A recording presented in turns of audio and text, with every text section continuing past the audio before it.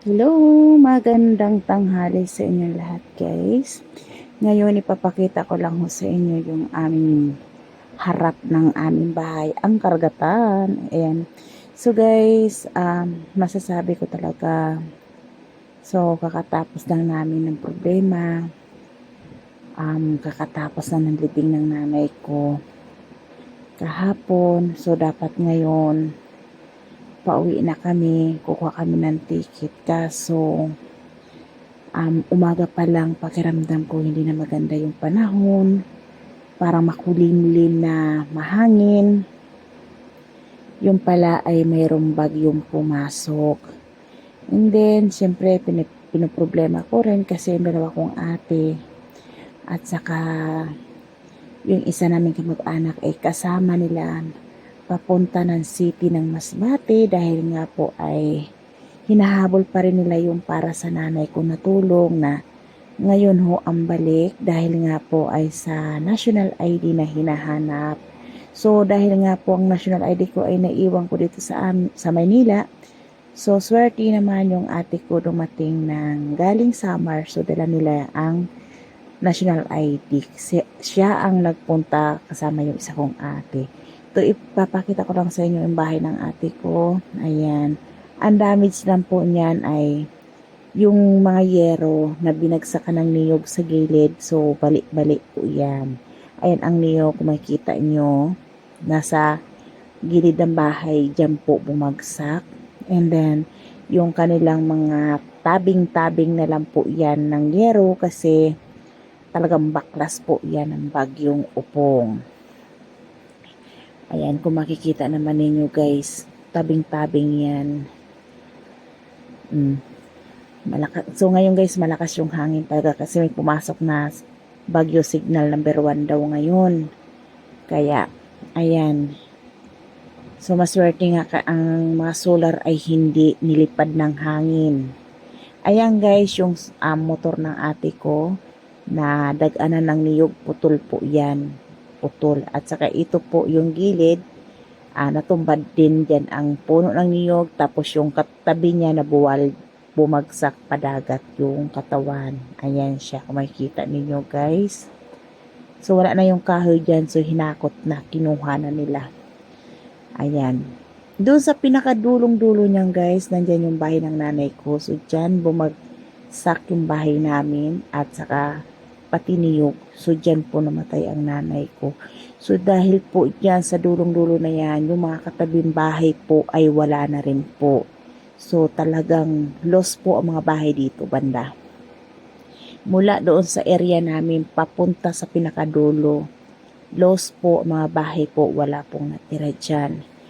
Lahat po was out po ng bagyong upong. Bumagsak po lahat ang kabahayan dyan. And then, so meron akong puputulin dito na salita lang na part lang yan sa taong baka mag-react kung sakali man.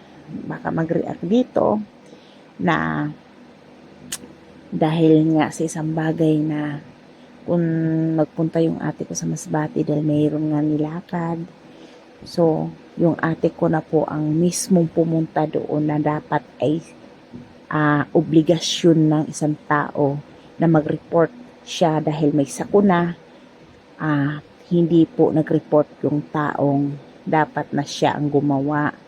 So, di ko na pangalanan yung tao yung kasi alam kong magre-react pag hindi ko naman papangalanan siya pero alam ko nag-iisa lang naman siyang kumbaga parang hindi naman siya inano ng tao, parang bigla lang siyang nilagay sa posisyon pero parang hindi naman dumaan sa magigits yun na, ganun lang siya guys. So puputulin ko na siya.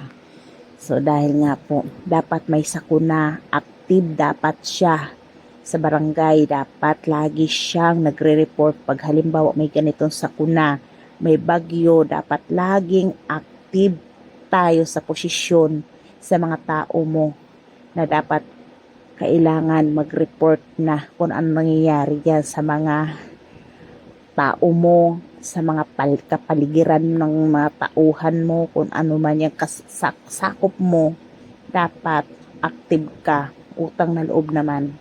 Kasi nagagalit po yung nag-interview sa ate ko kung bakit walang nire-report po yan na tao. So, tuwing may bagyo, hindi po raw yan nagre-report. So, hindi ko alam. Basta, ganun na lang. Ayan. Ay, nako. Kung makikita nyo ang lakas ng alon. So, maswerte naman kami guys kasi hindi kami tumawid ng maaga. Kasi kung tumawid kami, I'm sure nasa kaligitnaan kami ng dagat ay naabutan kami ng bagyo. So, mahirap din naman. Dahil nga po kung may bagyo naman po talaga kahit makakuha kami ng ticket, hindi naman po makakabiyahe ang barko. So, ma-stranded lang po kami. Kaya palipas-lipas muna kami. Kahit siguro mga bukas na kami tumawid, siguro magiging okay na to bukas. So, ngayong araw lang naman po daw pumasok yung bagyo. So, baka bukas okay na to. So, makakatawid kami. Makaka-uwi kami ng Manila po. Kaya, ganito na lang. Lakas ng hangin, guys. Problema ko yung ate ko talaga. Hindi pa nakaka-uwi. Anong oras na po? Ayan. So, maaga pa po umalis yung ate ko. Ayan. So, dahil nga po, dapat alas 7 yata, dapat nakaalis siya. So, dahil nga po, may dumating sa barangay na ayuda. So, nagbakasakali yung ate kong pumila. So, wala naman pong dumating. Kaya, ayan. So, nasayang na yung oras niya sin kakaantay doon sa barangay. Kaya, ayan. Umuwi sila, walang bit-bit. Ayan, kaya diretso na sila papuntang Masbate. Kung ganito, guys, tatawirin mo. Alam nyo ba kung anong oras dumating yung ate ko? Dalawang ate ko, pati yung kamag-anak ko. Diyos ko po, Lord. Mag-aalas 8 na yata ng gabi. Basang-basa sila lahat sa ulan. Alon. Basang-basa po sila sa dagat at saka sa ulan kasi ang lakas po, sobra ng hangin. Ulan, hangin. Grabe ang alon. So, tagang kinakabahan na kami kasi grabe ang sakripisyo ng ate ko at saka yung kamag-anak ko pumunta ng Masbate. Ayan, so kinakabahan talaga ako. Pero sa awa ng Diyos, ligtas dumating yung ate ko at saka yung kamag-anak ko. So, dahil siguro gabay din ng magulang ko ang biyahe nila. Kaya ayan, papasalamat ako sa Diyos na naging okay. Ligtas yung aking pamilya pag uwi. Ayan. Ay, Diyos ko, Lord. Please, stop na po. Stop na po. Ay, grabe na talaga. Grabe ng hirap ng mga tao dito. Sobra.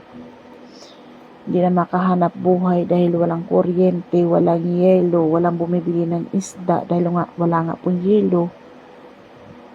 Ay, naku po. Pero talagang maraming salamat po talaga sa mga dumadating na ayuda na tulong dito sa may barangay Matabaw. Marami pong ayuda, nagbibigay ng tulong. So maraming salamat talaga sa lahat ng tumulong talaga na nagbibigay ng suporta, ayuda dito sa may barangay Matabaw, guys. Ayan, so maliit lang po itong isla ng barangay Matabaw, guys. Maliit lang po talaga, kaya mahirap talagang tawirin ng ganitong isla sa amin. Kaya ayan.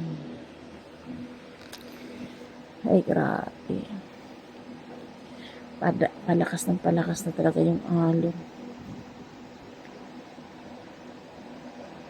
Waiting na lang akong matapos. Ayan.